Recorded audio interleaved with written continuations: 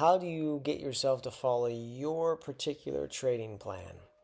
There are 4 things you need to know about your psychology. So you're fighting some hardwired conditions in your psychology. 1, your cognitive strength will show your natural instincts when you try to understand how the market is working, what it's doing. 2, your love language will show your deep why for trading. 3, your belief systems will determine what you think is and is not possible to achieve for your trading goals. 4, Abraham Maslow's hierarchy of needs will show how long you can actually maintain your level of focus before you start to make mistakes and wander off. All of these together help you define your particular trading archetype and what works best for your personality. Trading psychology, cognitive strength, and how you naturally take action and solve problems in the market. There are 4 ways that people will take action and respond to current market conditions, but we won't be able to cover all of them here. But it's really just a matter of figuring out which one you are and then choosing the right strategy that fits with your conation. Next, follow through. You want a checklist. You want to have strict routine before you trade. You look to trade every day at the exact same time, exact same location. You have strict rules about how long you're going to trade and when you'll be done for the day. You have a strict diet. You have a strict bedtime before the next trading day. Implementer. You're trying to find ways to make the trade tangible.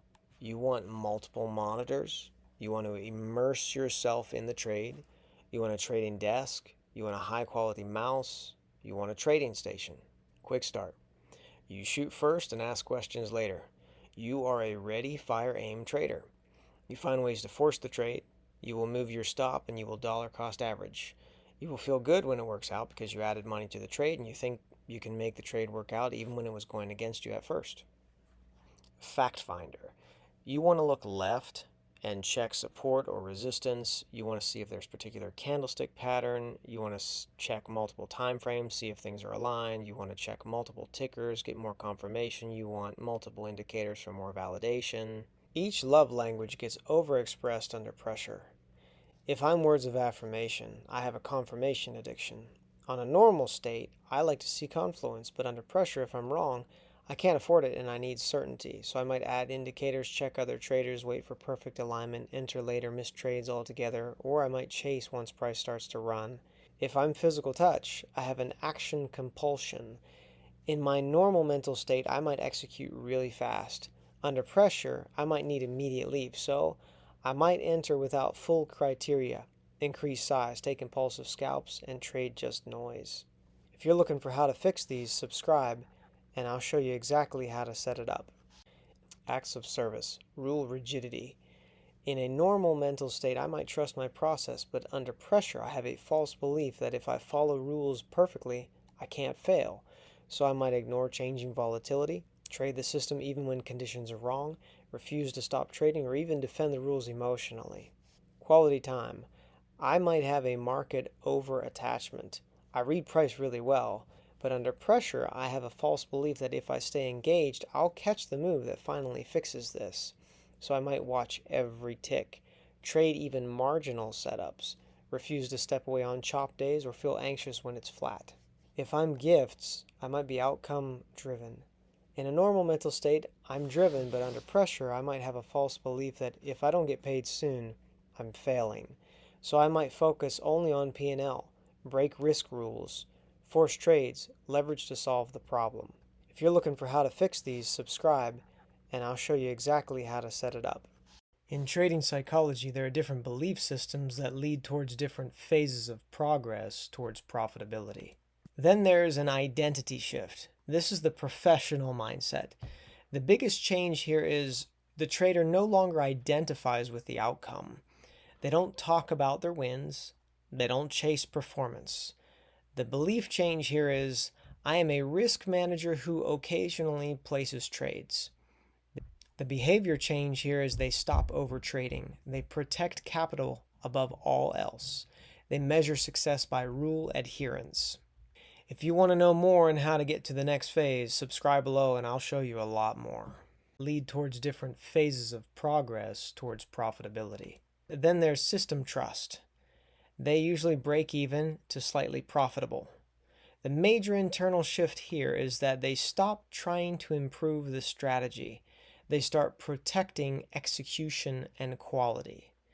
The behavior here changes because they take fewer trades, they accept losses calmly, and they journal their progress, not their P&L. The big belief change here in this phase is if I execute well, outcomes take care of themselves. This phase usually feels pretty boring, which is a good sign. Then there's reality shock. They're unprofitable, but aware. They're triggered because their strategy works in backtests, but it fails in live execution. Their emotional state is frustration, self-doubt, confusion. The biggest belief shift here is that knowing is not the same as executing. This is actually where most traders quit. If you want to know more on how to get to the next phase, subscribe below and I'll show you a lot more. Maslow's hierarchy maps very cleanly onto focus stamina in day trading. Focus isn't just willpower alone, it's also biological and psychological capacity. Another one is belonging and social validation, your identity as a trader. This actually affects consistency of focus. If it's unmet, your focus window is actually quite inconsistent. Another one is esteem, your confidence, your competence, your self-trust. This actually determines how long you can stay calmly engaged. If it's weak, your focus window is only about 30 to 60 minutes. If you want to figure out how to keep upgrading to the next level, subscribe below and I'll show you exactly how to do it. One psychological needs is sleep, food, and hydration. It's actually the primary limiter of focus duration. If it's unmet, your focus window is only about 5 to 20 minutes. Another one is esteem, your confidence, your competence, your self-trust. This actually determines how long you can stay calmly engaged. If it's weak, your focus window is only about 30 to 60 minutes. If you want to figure out how to keep upgrading to the next level, subscribe below and I'll show you exactly how to do it.